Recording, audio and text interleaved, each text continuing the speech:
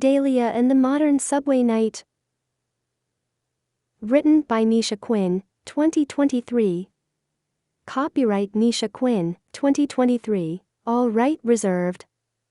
Auto-narrated audiobook, McMinster Pro Max license, 2023. Dalia and the Modern Subway Night.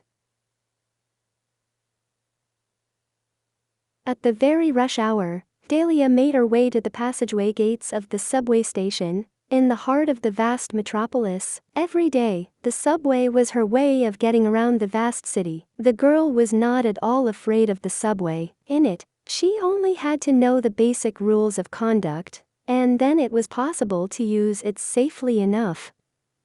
For example, a young girl should be able to ride the subway in the late evening hours, or get on the first or last car of a subway train. There are many other things you should not have to talk about, knowing clearly that there is nothing of value in the backpack hanging from your shoulder on one strap, or remember to clasp your purse with valuables such as your passport, cell phone, wallet, and keys in the crowd walking inside the subway crossing from station to station. And in public places in the metropolis, it's best to keep your purse in front of you and never lean it back.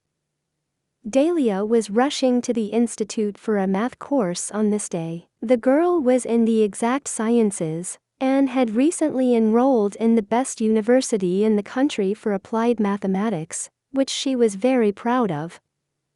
Dalia's appearance was ordinary, at least, that is what the girl thought. Her roots were in Asia, which meant that traditionally, her ties to her family were significant and robust. Her dark hair was always neatly braided into two thick braids. Dalia could not see well and wore glasses for her near vision. These glasses spoiled her, but the girl was not embarrassed by that. She did not want to wear lenses, they irritated her eyes. Dalia had not thought about correcting her eyesight in other ways yet. Dalia, passionate about science or her future in science, was not interested in boyfriends or romance. Her classmates nicknamed her our Rosebud, because her appearance was as fresh and unpretentious as an unopened rosebud. Everything about the girl only promised a future flowering of beauty and awareness of her attractiveness.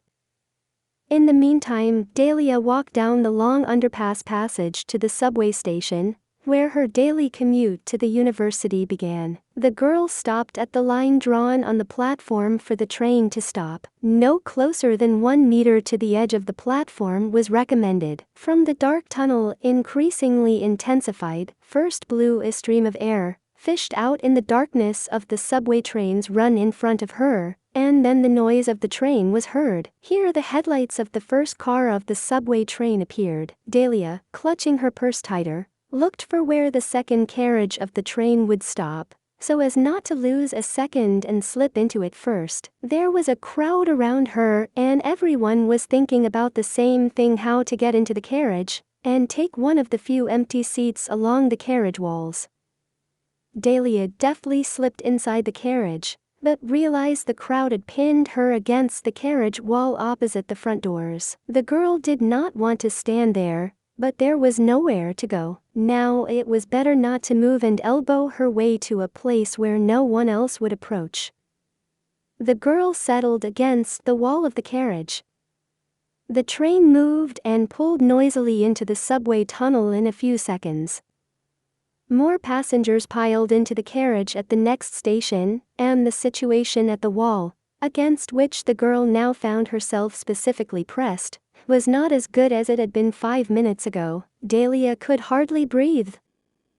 On the one hand, some man, constantly squinting at the girl and trying to mutter an apology, had his back on her. Still, he could do nothing about it. He was just as pinned down and almost flattened by the other passengers. On the other side, a middle-aged lady found herself pressed against her, sighing noisily, turning her head and secretly trying to push Dalia away from her and take her place.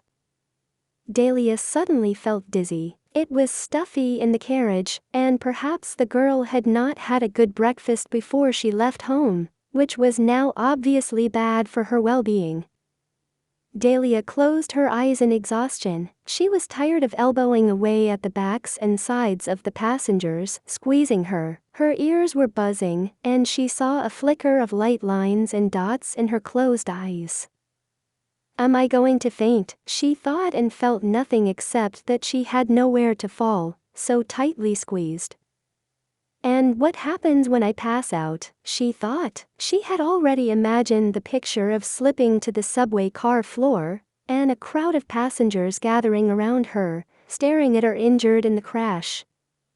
The picture gave her strength. She put her hands before her and pressed them against the guy's chest. Her face hardened with effort and turned pale. Dalia was no longer thinking about who was looking at her. She was just afraid of passing out here. The girl had almost resigned herself to the fact that she was about to fall to the floor of this subway car, or rather, now she would collapse, squeezed by these people. She falls silently to the vehicle's floor at the next station, when they leave the subway carriage.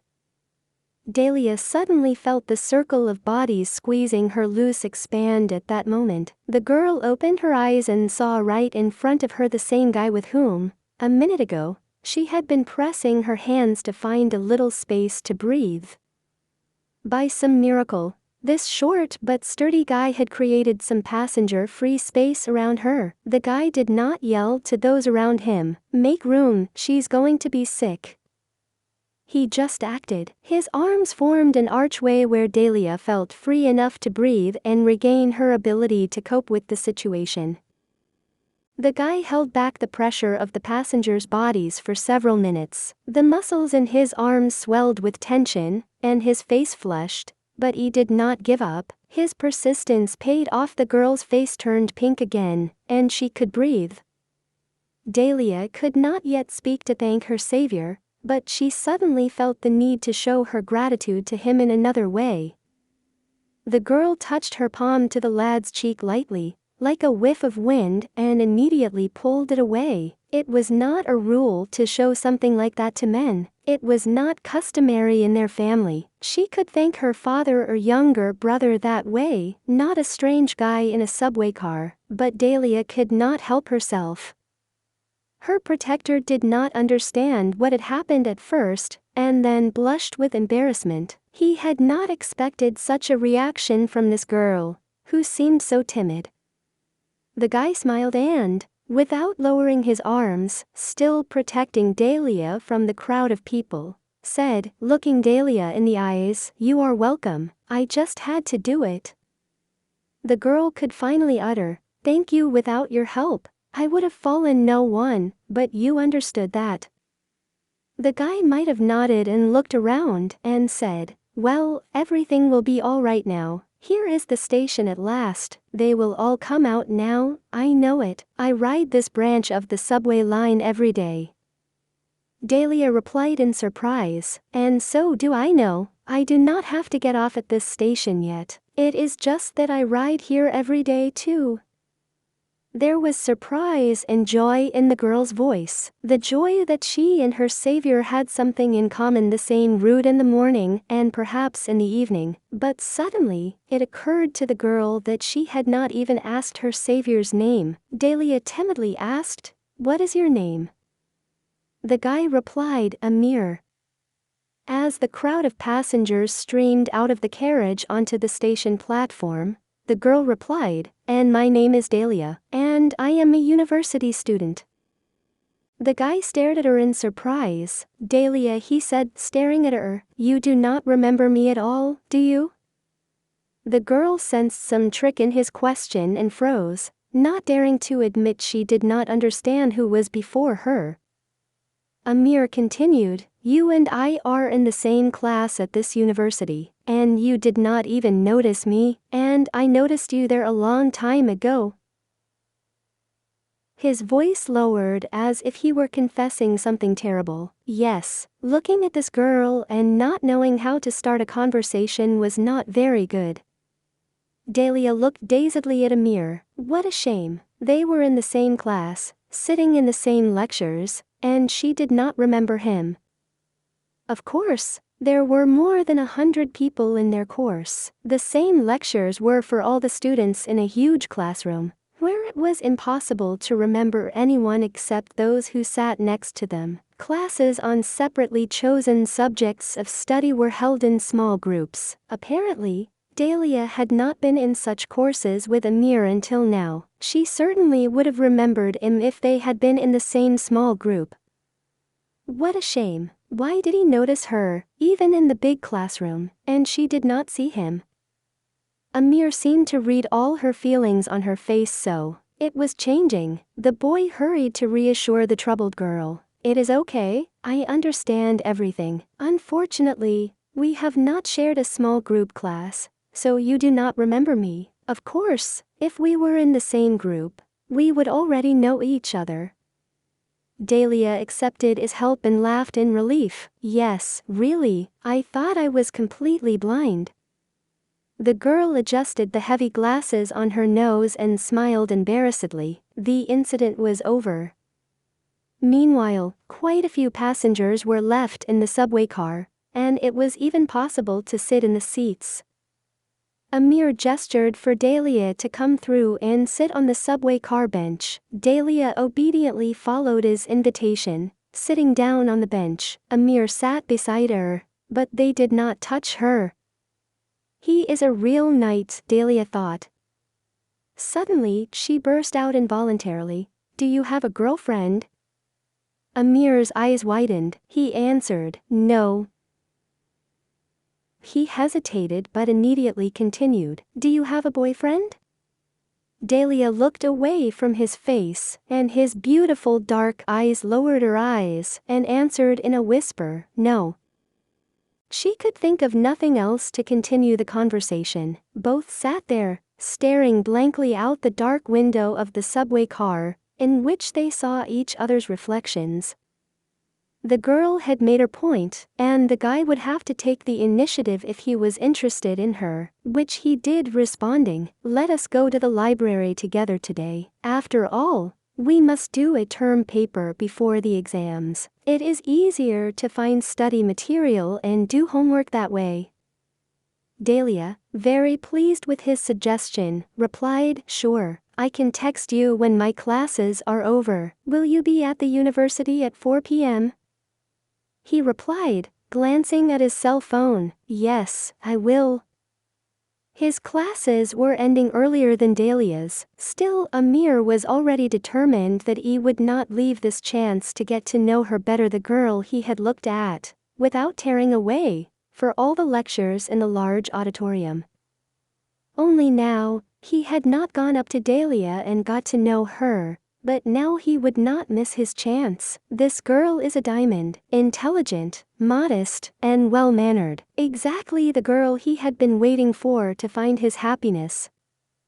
Amir did not know what Dalia thought of him, but he hoped that her fleeting touch on his cheek could not have been an accident, and now he had a chance, for he must have made a good impression on her. Girls of her upbringing do nothing like that without a good reason, without a real liking for a man, and because her upbringing did not allow a girl to be the first to meet guys, Amir liked that too. He saw Dalia did not participate in their course parties, and had heard nothing about her from his course friends, except that she was a nerd immersed only in her studies. This was the wife he wanted to walk down the aisle, the wife he wanted to introduce to his parents, and the mother he dreamed of finding in this vast, vast metropolis.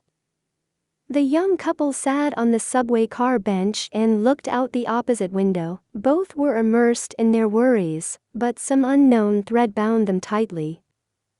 Suddenly, the tunnel's darkness in the window was replaced by a stunning view of the city from the high hills of the subway stations in front of the university. The subway train jumped out of the tunnel's darkness and swiftly raced down the high trestle over the houses and gardens, like a free bird breaking free from its cage. Below, beneath the subway overpass, the gardens flashed by. Among their foam of blooming apple and cherry trees, I could barely see the roofs of the private houses that remained in the center of the metropolis. The sky was blue, and white clouds floated leisurely across what looked like lumps of cotton candy. Dalia and Amir looked at this beauty from the window of the subway car, rushing along the overpass, as if they saw it all for the first time. However, each of them rode the subway here every day. Together, everything seemed extraordinary to them, imbued with a sense of a bright future, their bright future. The end. Copyright by Misha Quinn, June 2023.